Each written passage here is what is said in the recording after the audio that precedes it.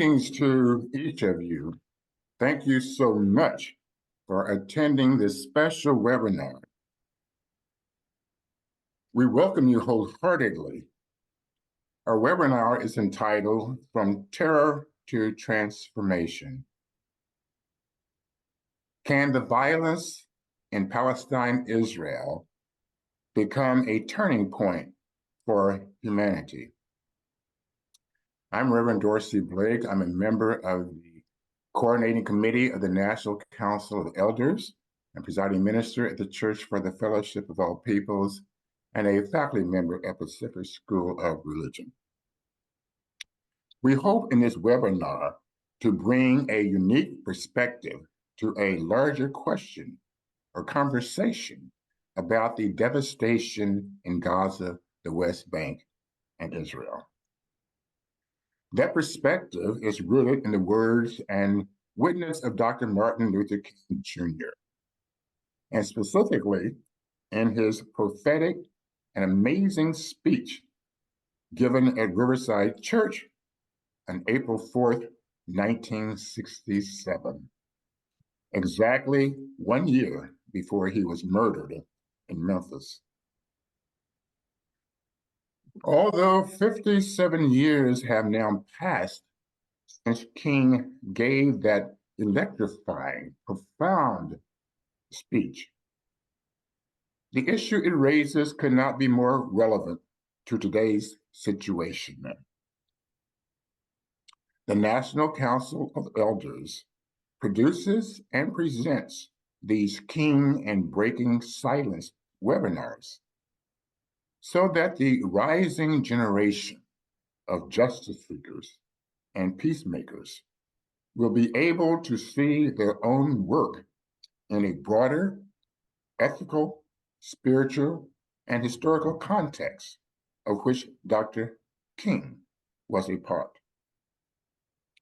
We urge you to visit our website, kingandbreakingsilence.org, to learn more about our work and review a wealth of materials related to tonight's topic. And now it is my privilege and great pleasure to welcome with joy, Joy Masha. Joy is co-hosting this webinar today and is an extraordinarily gifted young change maker who has been working with the Council of Elders, helping us focus on what matters to her generation. She is an Ella Baker Fellow at the Children's Defense Fund. Amazing she is. Joy, please take it away and get our first. Thanks, Dorsey. It really is my pleasure to be working with you and the elders. And can I just say, I really love the National Council of Elders. I love y'all. Thank you so much for inviting me to join you all for this webinar in particular. Those of us who can't take our eyes away from the devastation and deconstruction and desolation in Gaza need to resist psychic numbing. We need to be fired up and not shut down. And so we will be talking tonight about how we can sustain ourselves and stay strong and focused in the face of great evil. We will be talking not just about trauma, but also about transformation. But to make sure that we begin in the right place with the suffering of innocent people, of women and children, we offer a poem composed and read by a beloved member of the Council of Elders, an anti-colonial freedom fighter in her own right, Myrna Piggum. Shalom, salam, peace. I come to you from Vieques, an island in the colony of Puerto Rico. But my heart and my poem are in Gaza, with the boy in the rubble. The innocent child sits in great darkness, a broken world smothers him in pain. He is alone. Mother and father gone, dead at his feet. No more joy or dancing, only anguish. While I sit in morning's verdant garden, midst brightly lit flora, I hear his war-torn moan. His anguish becomes mine own. A howling cry rises from the core. Compassion's heart calls. Come to this mother, little brother. I am here to soothe your pain. I will sing for you love's song of joy. Together we will dance again. You are not alone. Assalamu alaikum. Thank you. Thank you, Myrna, for that beautiful, powerful, and soul-stirring poetic statement. We now wish to present to you just a brief excerpt of Dr. King's Riverside speech, an excerpt recorded for the Council of Elders by historian Ibram X. Kendi, Vietnam Nguyen, Pulitzer Prize-winning author, and Aislinn poet, co-founder, Black Lives Matter, Chicago. I am convinced that if we are to get on the right side of the world revolution, we as a nation must undergo a radical revolution of values. We must rapidly begin the shift from a thing-oriented society to a person-oriented society. When machines and computers, profit motives, and property rights are considered more important than people, the giant triplets of racism, extreme materialism, and militarism are incapable of being conquered. A true revolution of values will soon cause us to question the fairness and justice of many of our past and present policies. On the one hand, we are called to play the Good Samaritan on life's roadside, but that will be only an initial act. One day, we must come to see that the whole Jericho road must be transformed, so that men and women will not be constantly beaten and robbed as they make their journey on life's highway. True compassion is more than flinging a coin to a beggar. It comes to see that an edifice which produces beggars needs restructuring. A true revolution of values will soon look uneasily on the glaring contrast of poverty and wealth.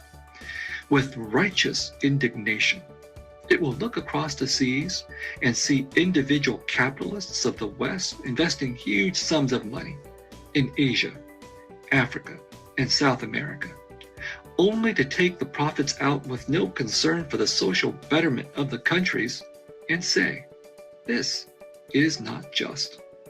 It will look at our alliance with the landed gentry of South America and say, this is not just. The Western arrogance of feeling that it has everything to teach others and nothing to learn from them is not just. A true revolution of values will lay a hand on the world order and say of war, this way of settling differences is not just. A nation that continues year after year to spend more money on military defense than on programs of social uplift is approaching spiritual death. America, the richest and most powerful nation in the world, can well lead the way in this revolution of values. There is nothing except a tragic death wish to prevent us from reordering our priorities so that the pursuit of peace will take precedence over the pursuit of war. There is nothing to keep us from molding a recalcitrant status quo with bruised hands until we have fashioned it into a brotherhood. I said earlier that those of us with a conscience and a beating heart find it hard to turn away from the carnage in Gaza, or for that matter, from the carnage in South Sudan, and so many other sites of horrific violence related to the toxic legacy of Western colonialism. And here again, I urge everyone to visit the kingandbreakingsilence.org website to learn more about this toxic legacy.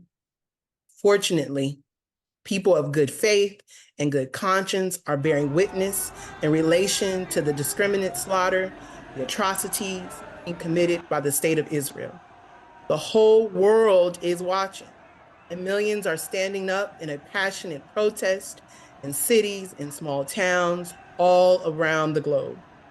Our first major panel tonight is going to go deep on the settler colonial roots of the state of Israel, on the actual sources of the current conflict, and on what can be done to finally bring peace and justice and self-determination to the Palestinian people. The moderator for this panel is another distinguished member of the National Council of Elders, Zahara Simmons. Please know that we invite your comments and questions on the subject under discussion. We have representatives standing by to receive your comments, and we are eager to learn what you think. I'm Gwendolyn Zohara Simmons, a founding member of the National Council of Elders and a member of the King and Breaking Silence Planning Committee. And I was blessed to know and work with Dr. King during the civil rights years as staff of SNCC, the Student Nonviolent Coordinating Committee. We're going to move right into asking you, Rashid, to please give us a synopsis of the 100 Years' War on Palestine up to where we are now. And as you often do in your talks, please mention your own family's involvement with the early Zionist settler project. Thank you. Thank you, Zahara, for that introduction.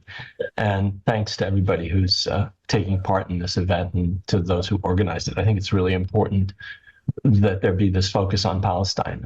This is a world historical moment. What we're seeing is a genocide developing before our very eyes. And I'm sad, but the book I wrote 4 years ago terribly encapsulates it. This is a war on Palestine. It is not a Israel-Hamas war. It's a war on Palestine.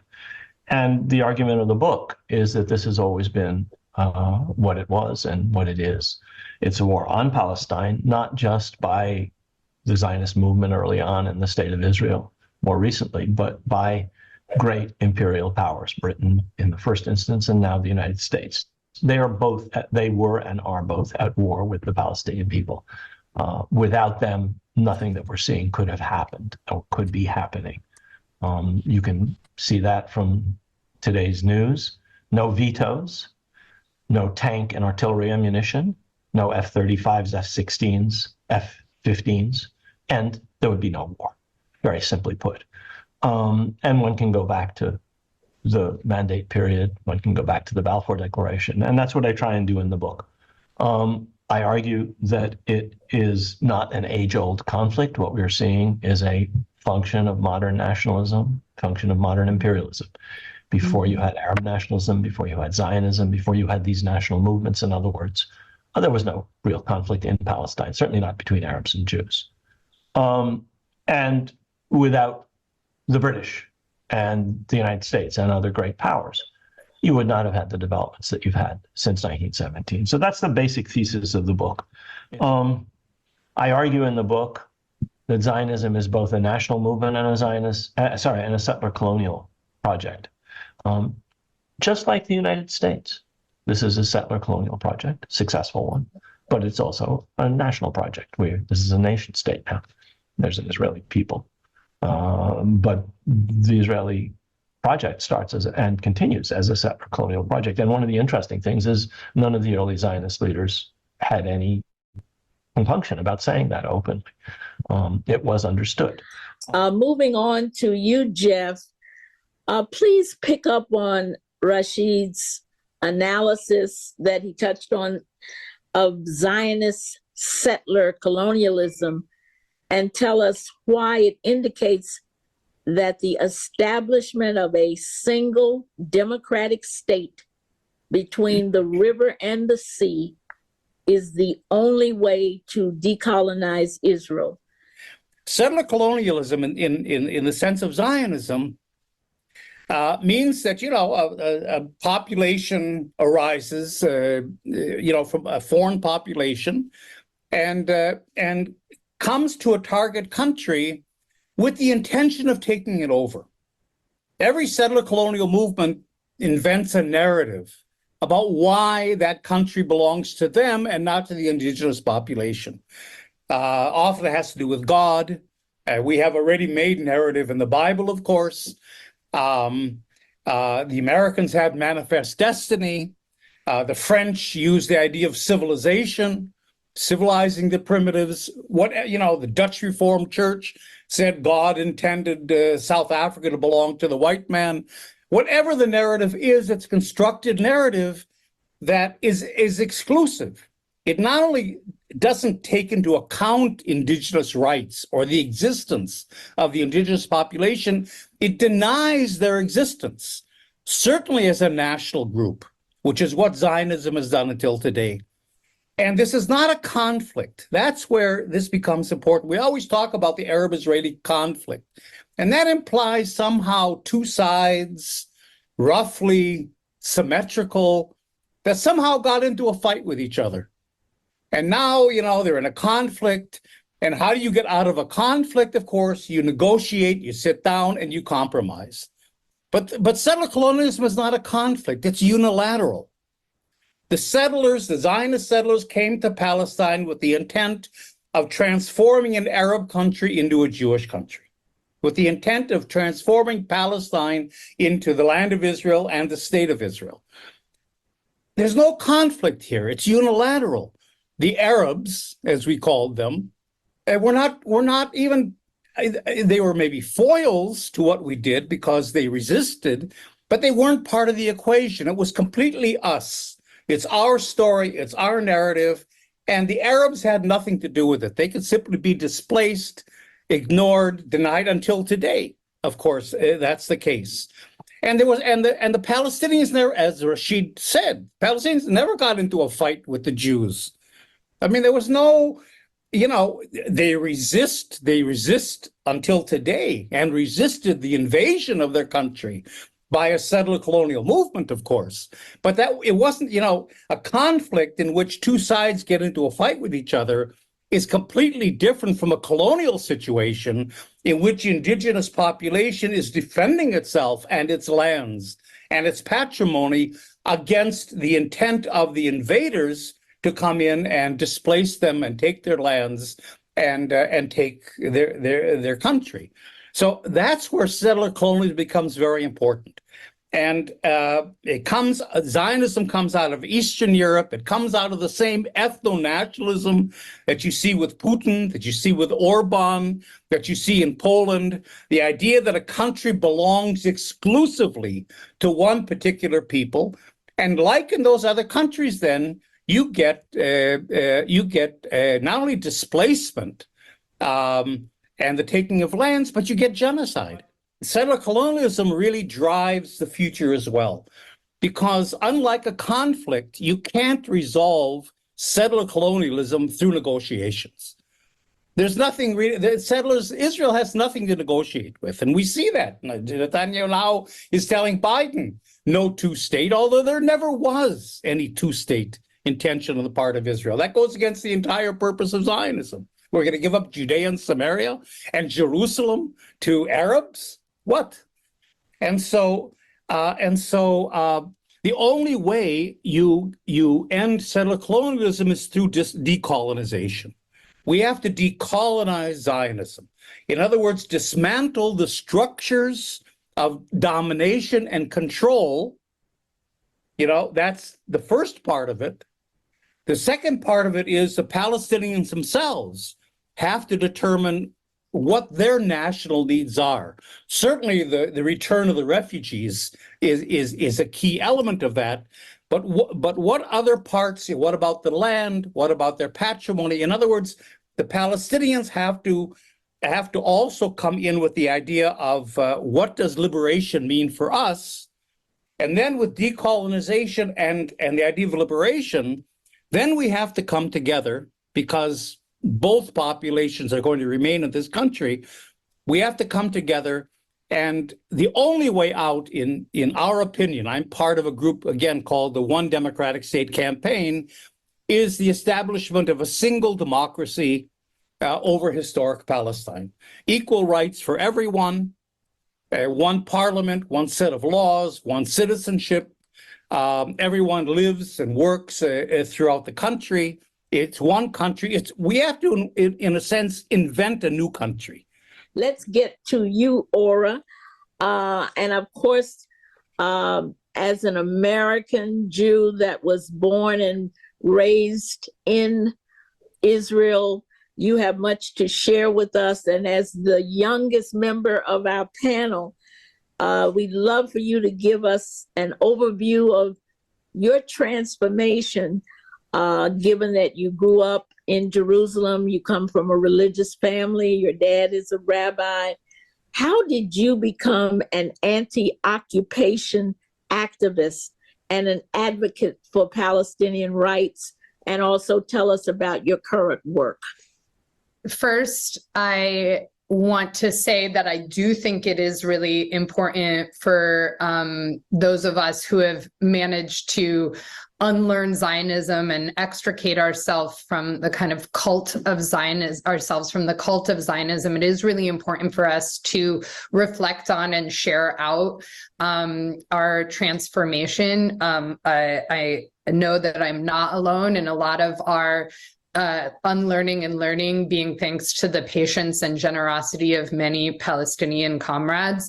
However, I also want to note that I think as much as it is important to establish Jewish opposition to Zionism, that this can't be done without a critical move that questions the sufficiency of a Jewish framework in terms of defining the ethics or the politics here. I think Judith Butler talks about this really well in Parting Ways, where she talks about even the critique of Zionism, if exclusively Jewish, extends Jewish hegemonic thinking over the region and becomes, in spite of itself, kind of part of the Zionist effect. So for me, as you said, as a American Jew born in Jerusalem and growing up here and there, back and forth, it has been really important for me to think of the work that I do in terms of reparations to some extent. My on one side of my family were Romanian and Lithuanian Jews who moved to Jerusalem in the early 1800s and were there for over 100 years and came here to escape the Ottoman draft, but were some of the first Jewish families to move outside the city walls of Jerusalem in what has now become West Jerusalem. So it's also profound for me to share space with you, Rashid and Jeff, given all of our different connections to Jerusalem, and hopefully transform the future of Jerusalem together. But it's been really important for me to, to, of course, liberate my own identity and my relationship to my heritage and my history from a narrowing Zionist stranglehold, but to do that in service of a global anti-imperialist and anti-colonial struggle. And so the work that I have focused on over the past 2.5 decades, since I got involved in the early 2000s in the original BDS student movement, has been about building crucial cross-movement connections with other communities who have vast experience surviving and resisting settler colonialism. One of the reasons why it's been so valuable to me to work with the National Council of Elders and the April 4th Coalition and Breaking the Silence is because I believe it is so important for us to learn what we can from the anti-apartheid in South Africa movements and from the movements to end Jim Crow and for Black liberation and Indigenous sovereignty here in the United States.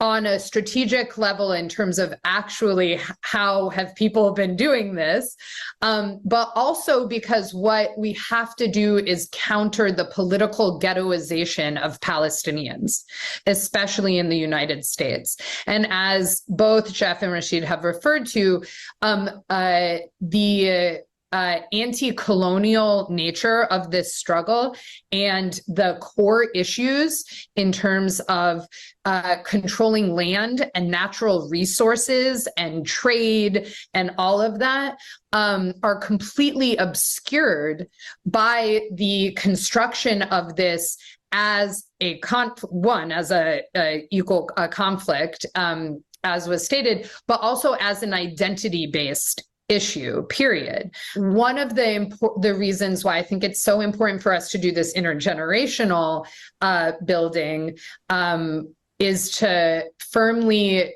establish the importance of those of us, especially in the US, engaging in the global Palestinian-led boycott, divestment, and sanctions movement, which has a deep intersectional approach. The aim is bringing together different struggles for racial and social and environmental and economic justice.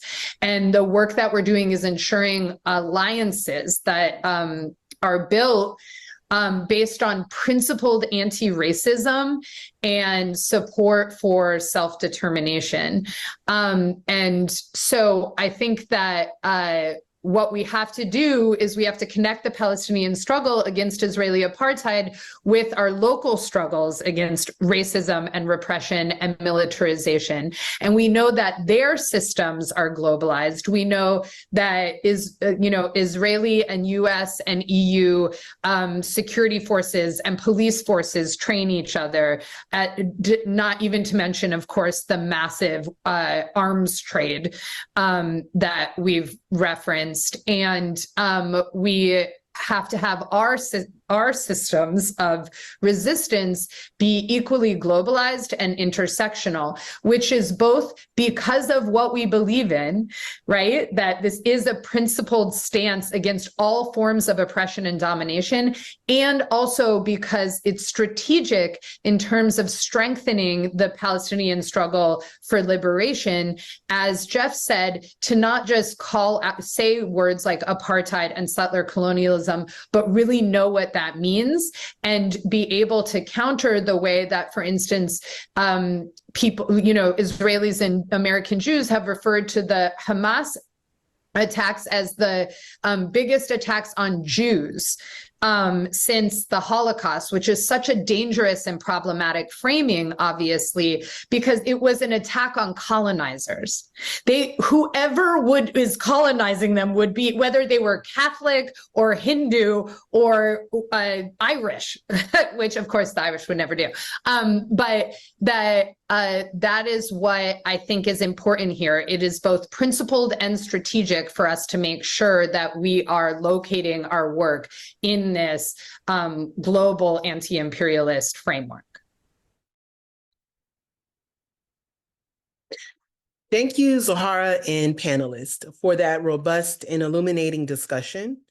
Zohara was able just a few days ago to engage in one-on-one conversation with Dr. Pape, perhaps the world's foremost authority on the long-time challenge posed by the occupation and subjugation of the Palestinian people. Let's see some of that conversation now. Welcome, Dr. Pape. It is such an honor and a pleasure to meet you. I am familiar with your work, and thanks to these YouTube channels, I've seen a lot of your thought and about what's happening in Israel, Gaza, the catastrophe that we are facing at this very moment. So thank you for all that you do to help us understand the context, the history, and for our King and Breaking Silence audience, we would like for you to do some of that contextualization for them. And of course, if you could summarize some of the myths, and as you do in your book, 10 Myths of Israel. Of course, you go over it very thoroughly. We have a limited amount of time. So I sort of pulled out a few of those. The myth that Palestine was a barren desert before the Zionist project, the land without a people for a people without a land. Could you tell us something about that, please? Yes. Thank you, Zahara. It's a great pleasure and honor also to meet you. And thank you so much for having me in this very important platform. Yes, let's get into it. The myth that Palestine was a barren desert, surprisingly, it's still supported, or is still something that people in important positions in the world still subscribe to. When Israel celebrated its Day of Independence just a few months ago, the president of the EU said that Israel bloomed the desert, namely that Palestine was a desert and Israel bloomed it. I mean, and this is the president of the European Union, a very powerful person, is still subscribing to this. So let's quickly say something about both of them. I must say that also in the book, I'm less concerned whether the Jews were people without land or were not people without land. I see this as a narrative that many Jews believed that they were the descendants of the Jews who lived in Palestine 2,000 years ago. I have my doubts whether they are the descendants of these Jews, but that by itself doesn't harm anyone. You know, Zahara, if you tell me, I think that my ancestor 2,000 years ago were there or there, I may, as a scholar, say I would like to check it or not, but there's no harm in this. That is the less important one. What is important is that they claim not only that they were the people of that land, but that that land had no people for the last 2,000 years. And that's a dangerous myth, because there were people on the land. And if someone believes that these people on the land do not belong to the land, there's always a danger that someone would use force to remove them. So let's just get the record correctly, because there's so much literature, there's so much documentation, so much evidence to show that before the Zionists arrived in Palestine in the late 19th century, Palestine was a vibrant society. It had a very rich rural countryside and a very educated and important urban elite as well. There were hundreds of thousands of people, probably more than 500,000, living there, seeing themselves as part of the country of Palestine, see themselves as part of the Arab world. Quite a few of them saw themselves as part of the Muslim civilization. They were undergoing processes of modernization, becoming a nation as well. Everybody was becoming a nation in the 19th century. There's nothing new about that. But the one thing we can say with 100% certainty, Palestine was inhabited by the Palestinians on the day that the first Zionist settlers arrived. And not only that, even with all the efforts of the Zionists from the early arrival in the 1880s up to the creation of the State of Israel in 1948, the indigenous Palestinian people remain the vast majority of the people, despite of the attempt to create a settler state there. So I think that's a very important myth to debunk, especially the myth that Palestine was a land without people. It is a fabrication, and as I said, it's a dangerous one. Would you just speak more about what you see as the role that we here in the U.S. can play? Yes. Yes, I think, first of all, you're absolutely right. I still see people argue, especially in the West, and especially in the United States, with this definition of what Israel is doing as a genocide. But I think anyone who knows the facts and knows something about the definitions of genocide cannot come to any other conclusion than what we are watching, as you say, daily, is a genocide, and it is not a genocide that is going to end soon, unfortunately. So that's very important. Yes, the American position, for me, it's not a surprise that either a Democratic or Republican administration would give Israel a carte blanche, would voice some concern, but a meaningless concern, and would give Israel the time to continue with its policies on the ground. This is not surprising. Anybody who knows the history of American policy towards Israel, anybody who understands the power of the lobbies in plural. People think there's only AIPAC, but there are many more lobbies in America that have been working for a century.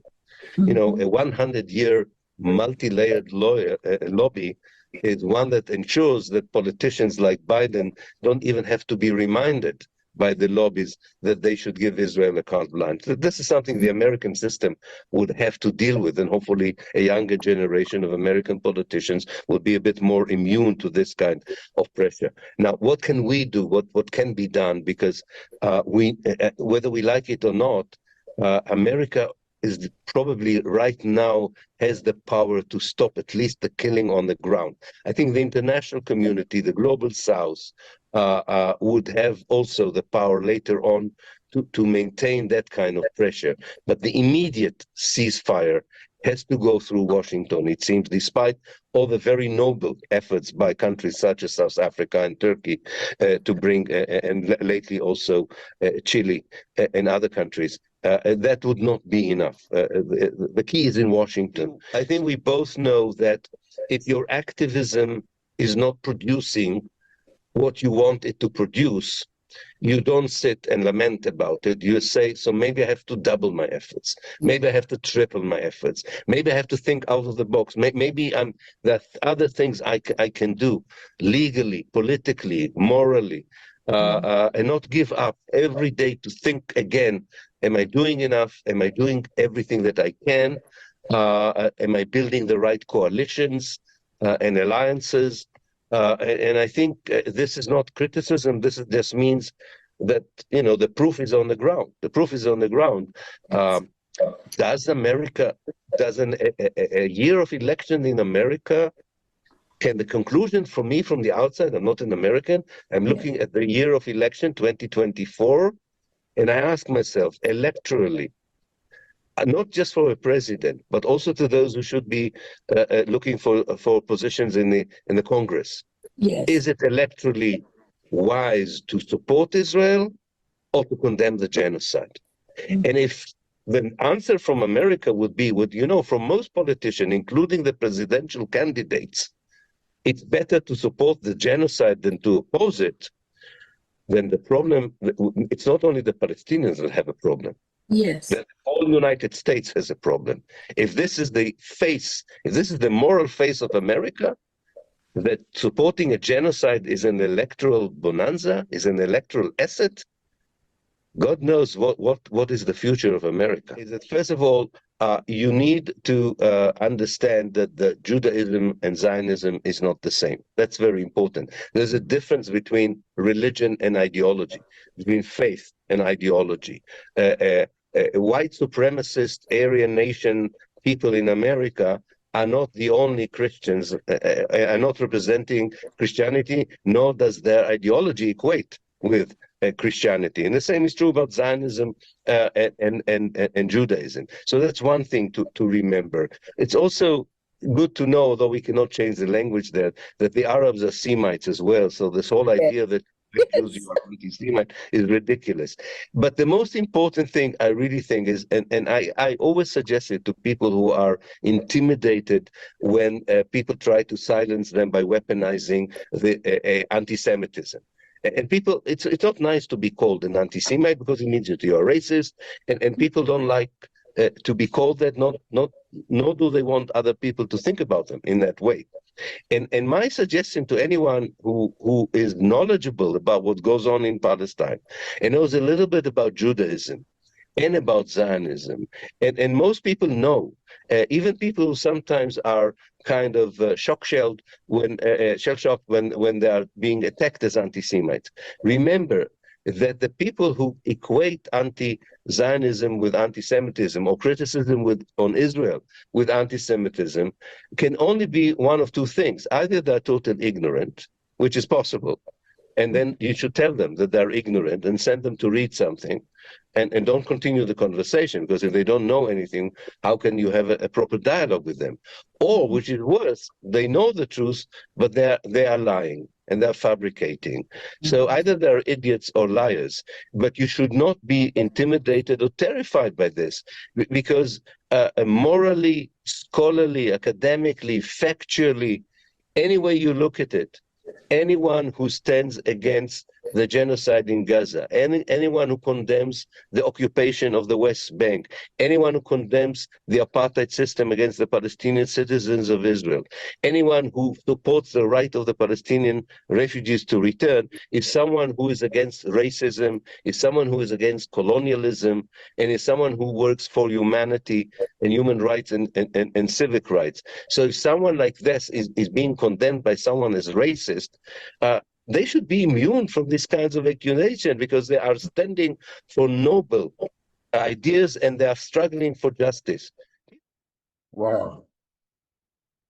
Thank you so much, Zohara and Dr. Pape. That was very enlightening and very inspiring in a sense, certainly quite stimulating. We now turn our attention to the second major theme of this webinar, the theme of transformation.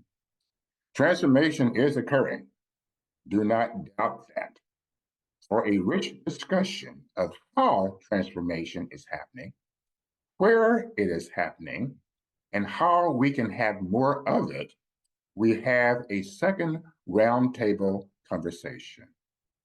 Joy and our dear brother, Frank Joyce, of the National Council of Elders, will co-moderate.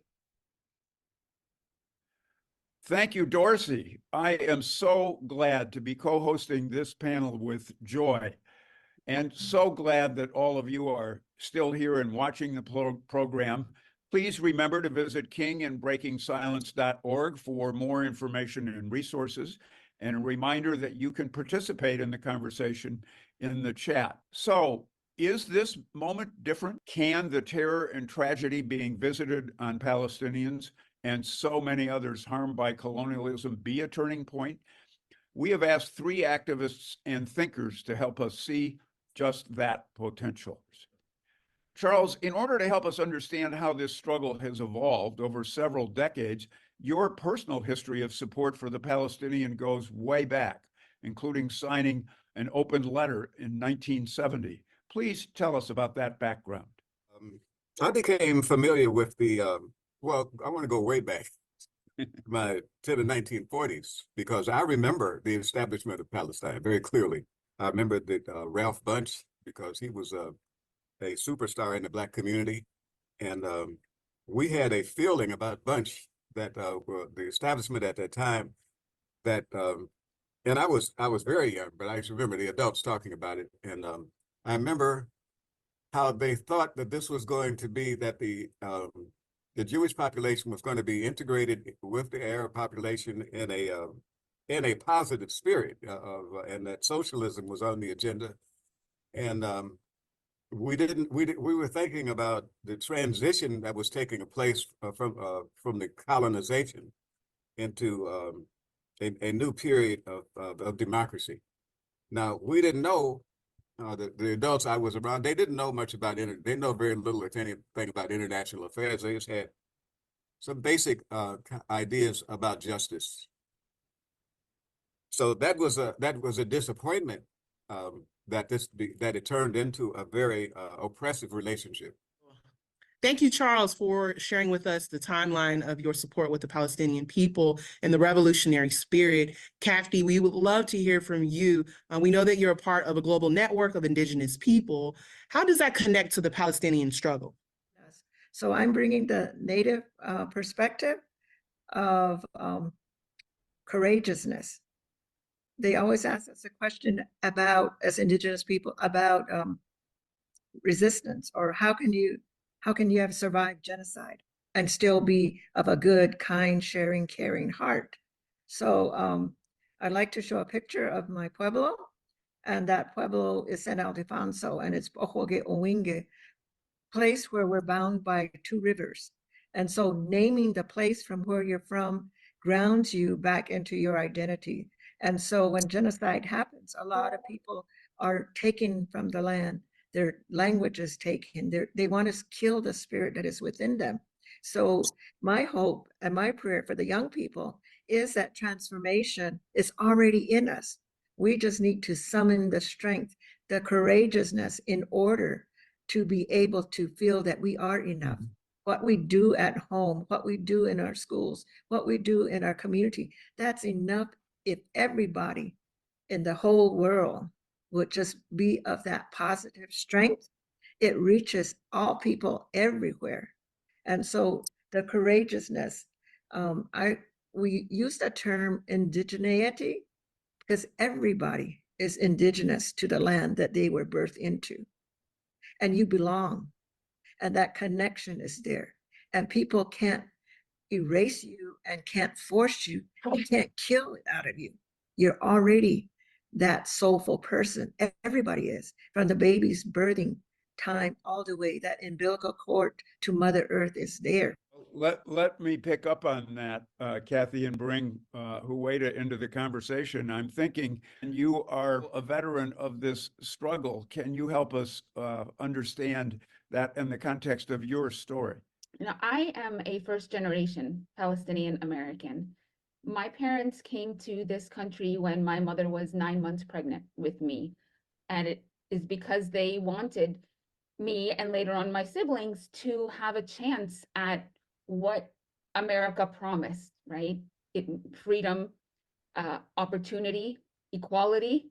And I use those terms in the loose sense because I know that we're still struggling actually to achieve those things here across communities in the United States. And we didn't have a lot growing up, but we had enough, and I'm grateful for that. And after graduating from college, I started to think about my responsibility, because there are millions of Palestinians around the world that don't have what I have because of the choice and the ability for my parents to come to the United States when they did. And so how could I give back? Then in terms of what can I do and where is my role in the Palestinian liberation struggle, brought me first to Jerusalem. I went back to Jerusalem fresh out of college.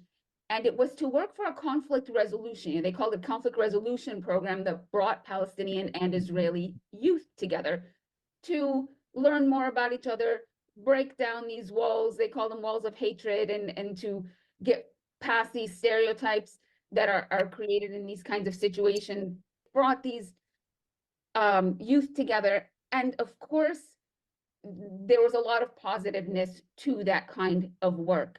But I eventually left, and I am now vehemently opposed to these kinds of programs. And it's not because I am opposed to dialogue or debate, or to ever be in any kind of situation where you're reaching out to, let's call it the other side.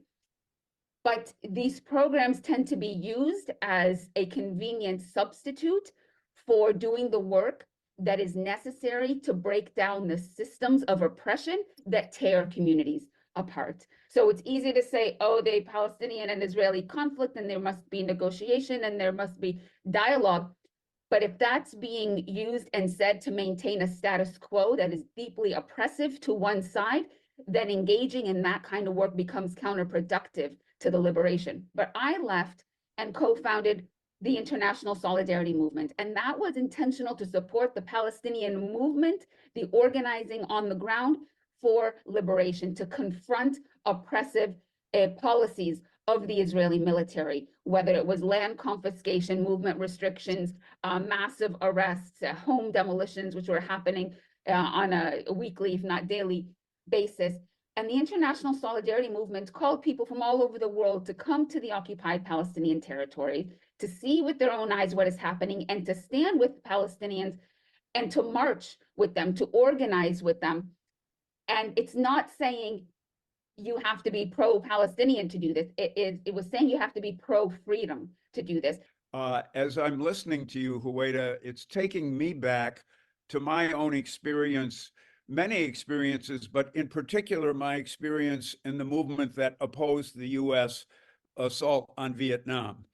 And there too, over a period of time, a spirit, a transformation, if you will, in the attitudes, in the hearts and the minds of U.S. Americans took place, and a mass movement emerged, which together with what was happening globally, and together, of course, with what was happening in Vietnam itself, an enormous change took place. And I say that and invite any on our panel.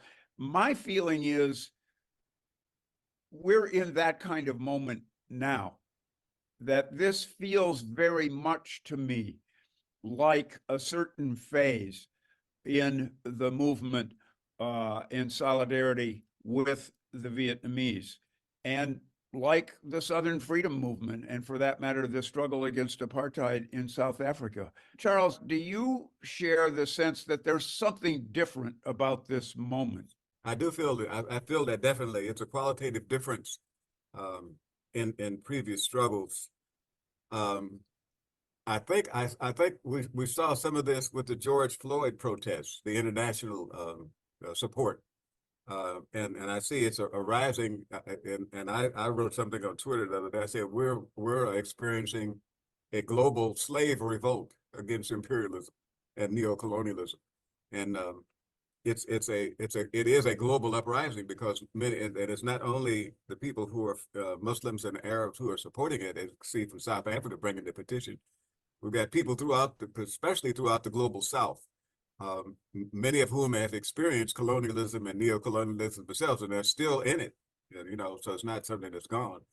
And I see a new possibility of going beyond, as King was saying, going beyond Vietnam. We can now go beyond this. We're going beyond in terms of globally addressing this imperialist neo-colonialist system, because the United States is not just a bystander giving a little support. I mean, the United States has a parallel or a leading position in this genocide. I mean, we're not bystanders. We are, because the United States wants control of that oil throughout the Middle East, not because we need it, but because we want to maintain control over other countries that need it, like China and Russia and the rest of the world that need oil. We want to have our foot on their neck, just like the colonial powers did. So the colonial mentality is alive and well among the elites, and among the elites in the global South, we got the neo-colonialist puppets who give lip service to progressive change, but on the other hand, many of them are still stuck as being lackeys for the system, and are opposed to workers and peasants in their own countries. So, but it's good that all of this is coming together. It's becoming clear. The sheets are being pulled off of the global clan, as I see it, and so it's the marching can take new forms now. I mean, because we got to confront, and I don't know if this is the right time, but we got to confront U.S. policies of militarism and genocide. And we got to change what the State Department is all about, the whole and we have to build a movement that is calling for a peaceful U.S. policy globally and locally, a policy based on real democracy, not BS democracy, for some but we have to talk about some serious democracy. And as Sister Kathy is saying, we got to think in a different way about what type of society we want. And we don't wait until a certain date to start doing that. We have to start that right now. We have to start this thinking that Kathy's talking about and implement that on a national level and put it in the White House. It has to be in the State Department and the Pentagon. We don't need that Pentagon. I mean, and so that what we're spending money on with the Pentagon needs to be explained to the American people in a way that hasn't been done before, which is what's causing so much of the problems domestically, and not only in the United States, but throughout the West. All the Western countries are experiencing this severe attack on working people and the poor. And so we all have a stake in changing the policies that the global leadership have in destroying the Palestinians, in destroying this planet. But we can do that. And so this movement right now, led by young people, has a lot of energy that we experienced before, but it's larger and broader and deeper. And young folks have a much deeper, clearer understanding of what's going on now because we've got social media. They can't lie to us like they used to. I mean, they are, but we have alternatives to get information. And so that's contributing to this uprising that's taking place. But they can't turn us back anymore. I mean, we're going for it, and we're going for it, and we're going to keep on moving. I want to ask Huwaida about what she thought when South Africa, a non-Muslim country, brought the genocide against the Palestinians that's going on now to the international court, because this movement is so multifaceted. Can you help us understand how you see the importance of this action by South Africa? You know, the significance of South Africa filing an application at the International Court of Justice against Israel for violations of the Convention on Genocide is multifaceted. First of all, I say it's courageous, but courageous not because it should be seen as a wow thing to do, because it is the right thing to do, because it is actually South Africa is upholding its own obligations under the convention. The convention, which 153 countries are signatory to, is a convention on the prevention and punishment of the crime of genocide. And so the first thing in Article 1, all signatories promised to do their part to prevent genocide. And yet we are seeing what's happening, and countries haven't been doing anything. It took South Africa to step up, and I say why again, I go back to the courageous, because we know that international law has been hijacked in a way, and sorry to use that term, but it is the truth. In order to protect colonialist and imperialist interests, it has been used to protect Israel. And in a sense, it has failed if we talk about an international legal order, because the law is supposed to protect the most vulnerable, amongst us. And it has failed to protect the Palestinian people in any kind of way. And that is largely due to the fact that the United States has been wielding its power not only to protect Israel, for example, in the UN Security Council from any kind of sanction or action, but also throwing its weight around and preventing other countries with threats of sanctions or cutting off aid or other things so that they don't do what they could do. And so South Africa, in a sense, took that on and said, despite whatever's going to come down on us, we have to do this. And so it was courageous in that way, because they probably are going to face the wrath of the United States. They will. For me, I am curious to hear from all of you when it comes to transformation. With the National Council of Elders and Younger Organizers, we reached out to younger organizers and asked them the question around transformation and what work they're doing with transformation here in the US. And they all had different thoughts on it, and transformation is showing up in a number of ways. Speaking of courageous, and we see the act of South Africa, I would love for you all just to speak to what young people can do at this time for us to unify, for us to be on message, for us to organize, that unifies us. If you can just offer some thoughts around that for the younger organizers who are doing this work, but also those who don't think they're doing the work, who are afraid to talk about what's happening in Gaza, who are unsure of which side to take, even if there is a side. Would love for you all to share that. And maybe we can start with Kathy and have you all share as you wish. They are bombarded. That's the overwhelmingness of this generation, is that they need to just go search within themselves, get that courageousness to say, yeah, I want to learn about that. I have to say that I am needing that guidance. To ask and to need are not saying you're not enough. You are searching, and it's okay to search.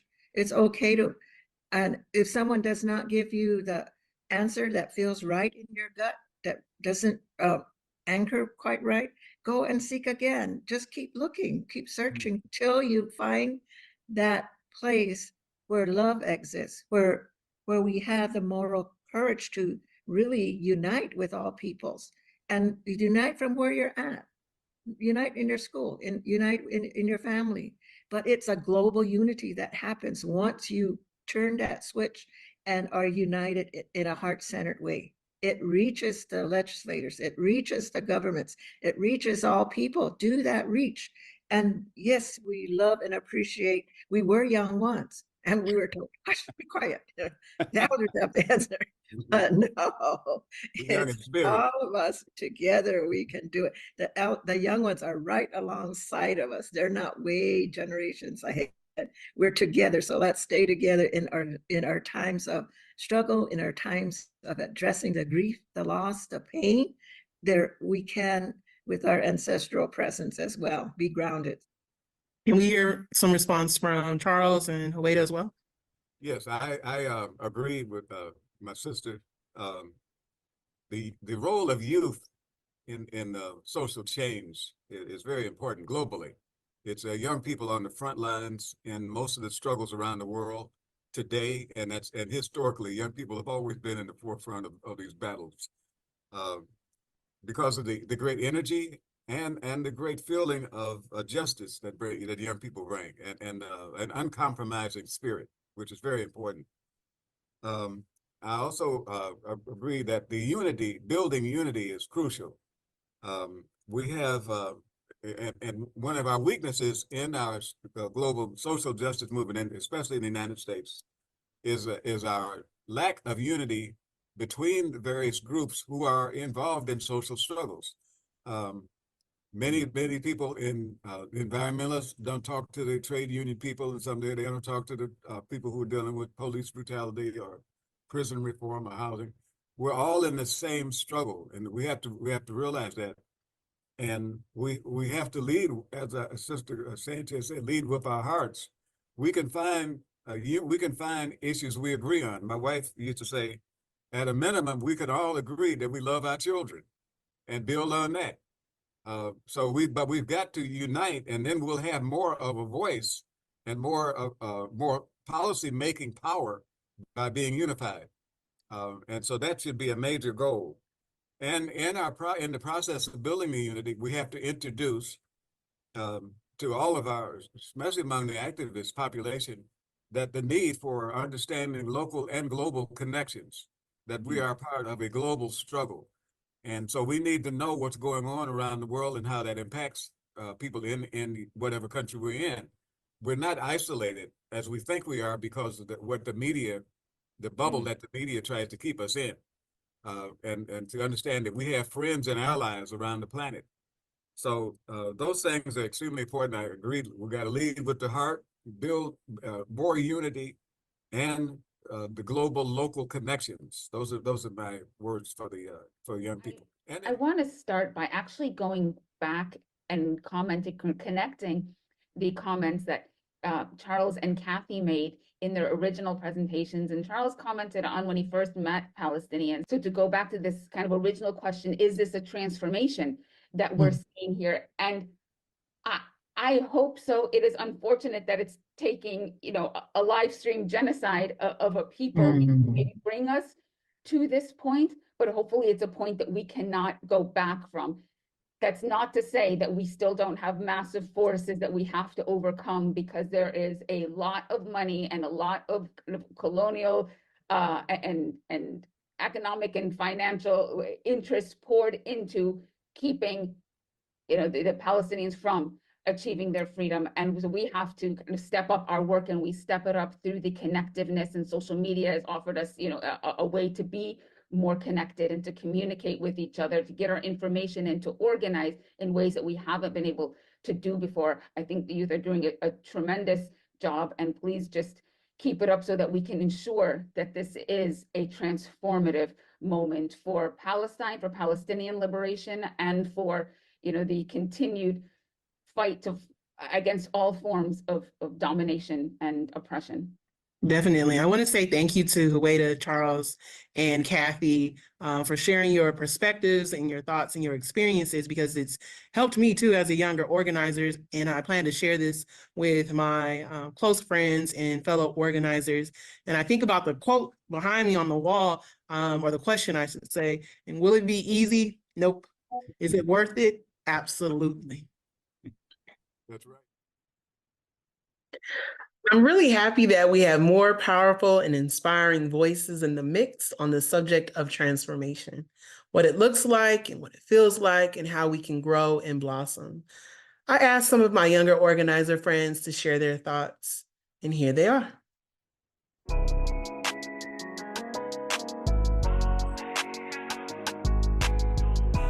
My name is Frecky Sebron. I'm a third generation Washingtonian, and I work with Harriet's Wildest Dreams. We are a Black abolitionist community defense hub who strive to fight for all Black lives at risk of state-sanctioned violence. And really, when we talk about transformation, what we're trying to do here is build transformational and not transactional relationships. I am a teacher by trade. And over the course of the pandemics, the multiple pandemics that were happening, I realized that I needed to tackle some of these issues at a more systemic level. And that's what really brought me to community work. I went into the community and I never left. My name is Queen Cheyenne Wade. I specifically do work around restorative and transformative justice, specifically thinking about alternatives that our communities can create outside of prisons, police, and court systems. I've been really blessed to see transformation in some incredible ways, not only just in my personal life doing this work, but in professional and community organizing spaces.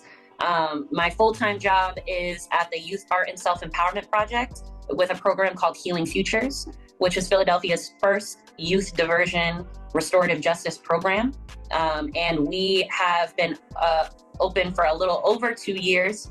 And when you see transformation from young people who have made the decision to really change not only their behavior, change where they've come from, but also ask for support to really make that change happen, not only for themselves, but for their community, for their family.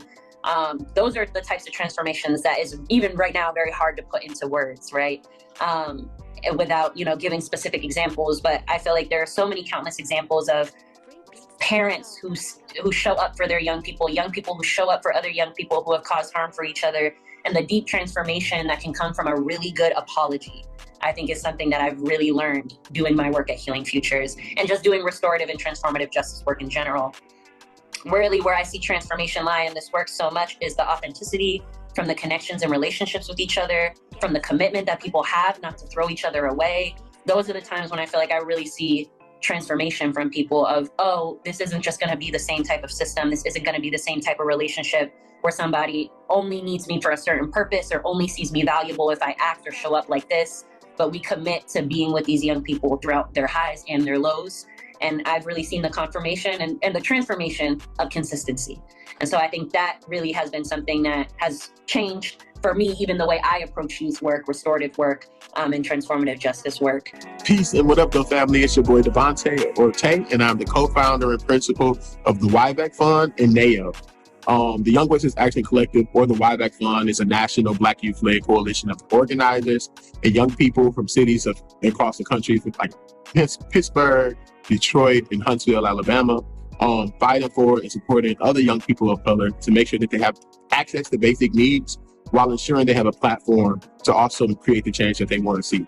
Young people, one of the biggest pieces of transformation that I see is young people's ability to still dream, scheme, and conspire, even while they're surrounded by capitalism that is fueled by white supremacy and forces us to have experiences to navigate poverty.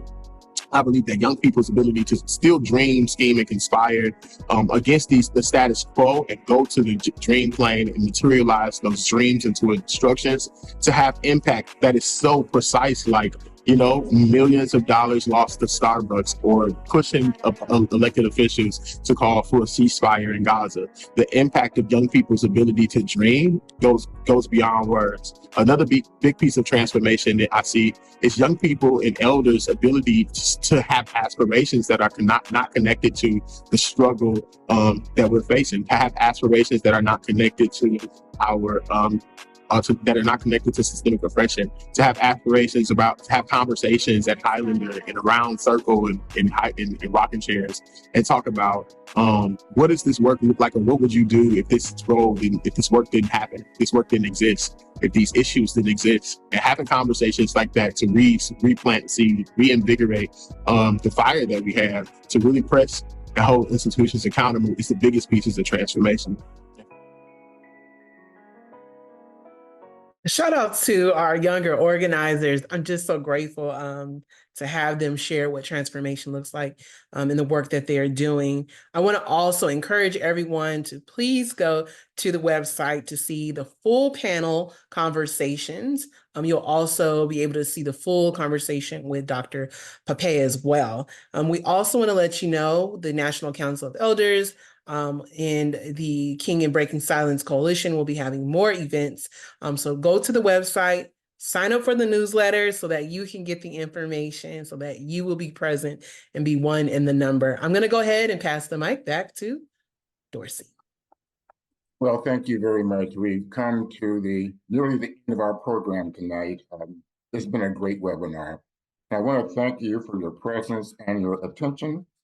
And as Joy said, please go to our website, kingandbreakingsilence.org. You'll also find there the recording, today's recording, hopefully by tomorrow morning. And you'll find so much more information there, upcoming events, and how you can get on our mailing list and become more aware of what we are doing. I would like to just leave us with this reflection. It's a reflection by Dr. Howard Thurman. Dr. Howard Thurman was one of Dr. King's major mentors and was certainly one of my own mentors as I traveled this road. He says, "What can I do in the time that I have?" All that a person has is a life. All that we are given is a life. It has been said that we must understand that the social problems in America are people. It is time to understand that you are people and that there is a direct connection between these problems and the way you choose to live. For those social problems are nothing more than the way Americans choose to live. And if you want to speak to those people's lives, then you have to speak to them with your life. You can do that. Thank you.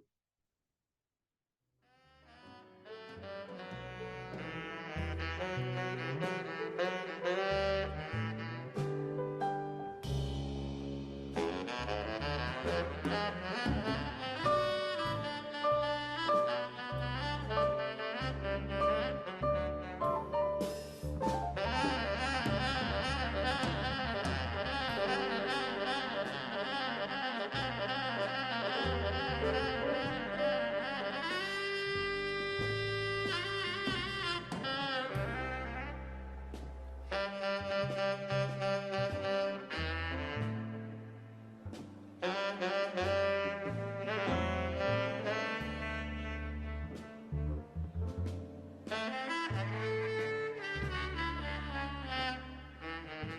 you.